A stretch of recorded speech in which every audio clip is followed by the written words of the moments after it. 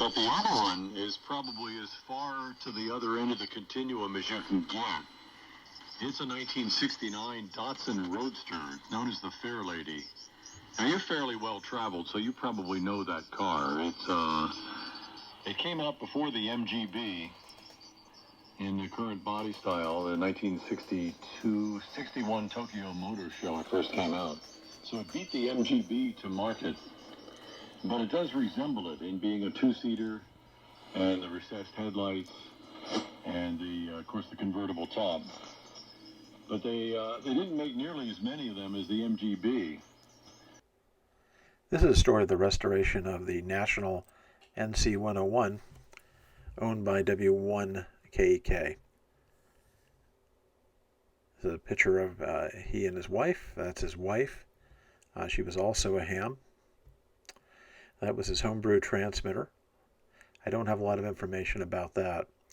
This is a picture of the receiver as it was found. It was in fairly good condition for being 80 years old, but quite dirty, dusty. On the road to Grafton, New Hampshire, and the receiver back in the station, safe and sound. This is the initial appearance of the receiver, definitely dirty, dusty. I took the dial off, the PW dial off, and cleaned and serviced that. Picture of the front, cosmetically it's in very nice shape. Picture of the other side. This was the chassis after I removed the sheet metal and did some cleaning. That's kind of about halfway through the project cleaning.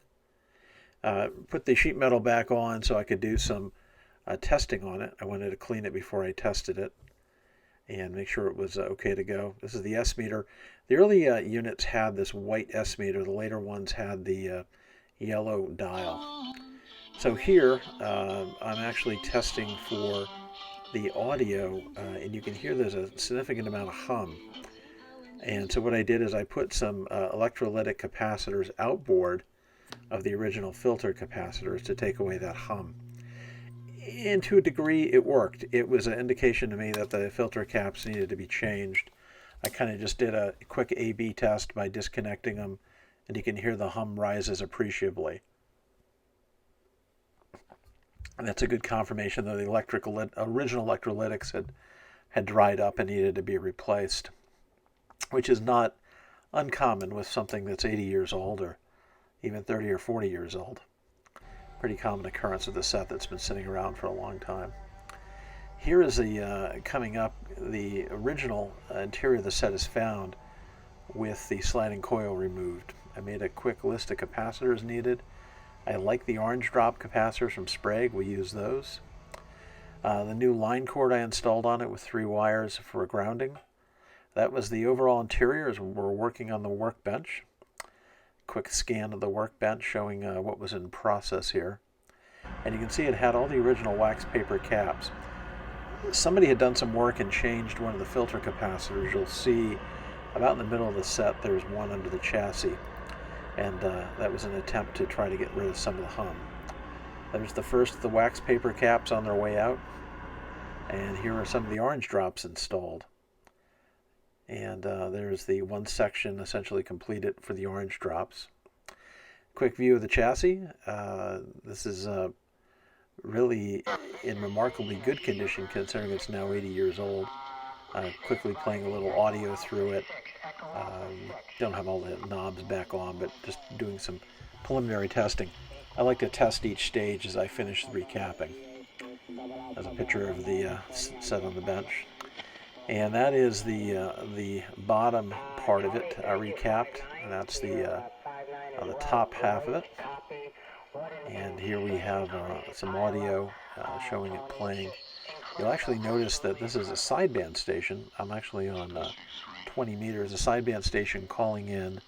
And this is just showing that you can actually receive sideband with one of these sets well before sideband was invented by using the CW position and very carefully tuning.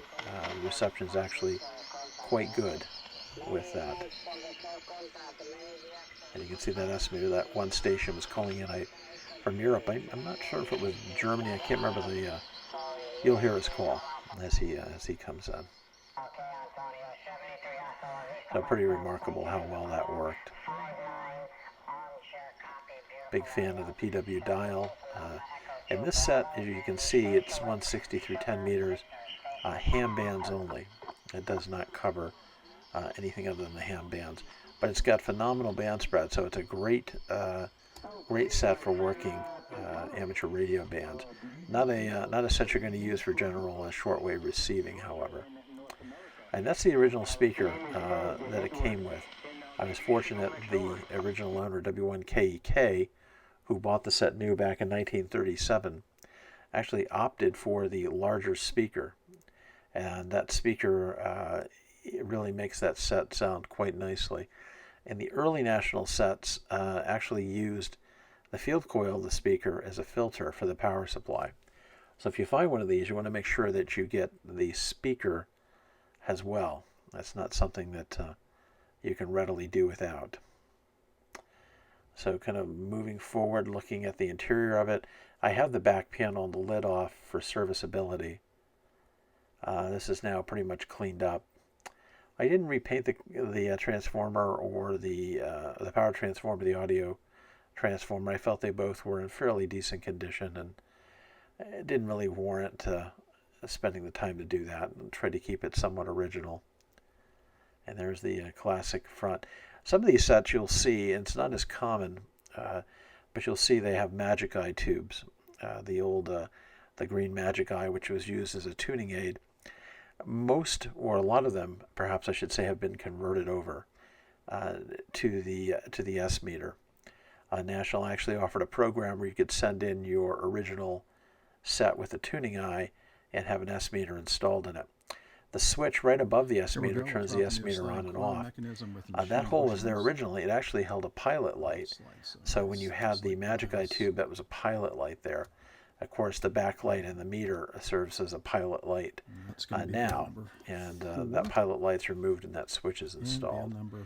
Here I'm working, just playing around a little bit with the CW oscillator side tone to zero beat the station, calling in. But very, as you can see from the front panel, very typical of a contemporary 1930s, early 40s set with a black crackle finish, engraved panel markings, and then, of course, the big silver National dials. This is just another shot of the recapping work. Nothing terribly good there. More wax paper caps out. This is the sliding coil for which these sets are known for. That's the rack and pinion in the front that moves the coil back and forth.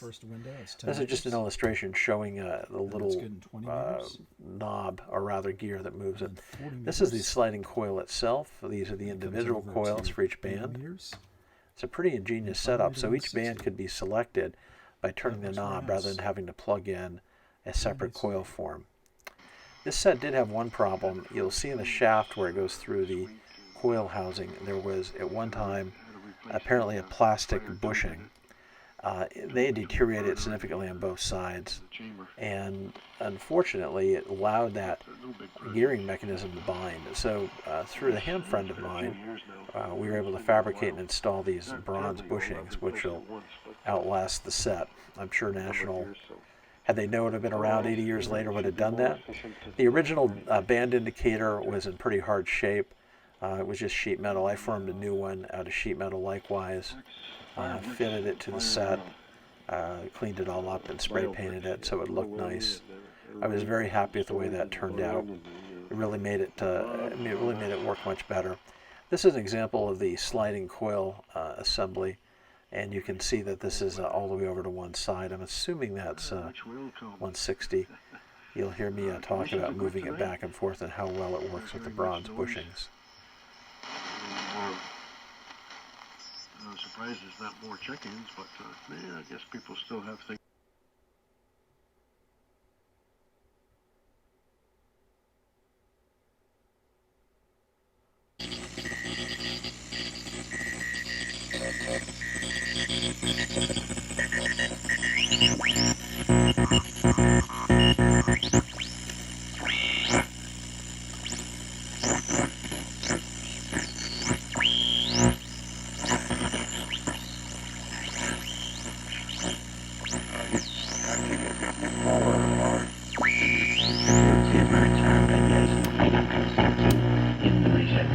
so many things where these remains and I think it's just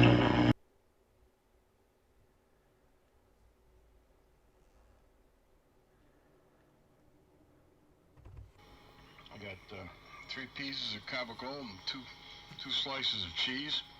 Wrapped it around there. I'm munching on it.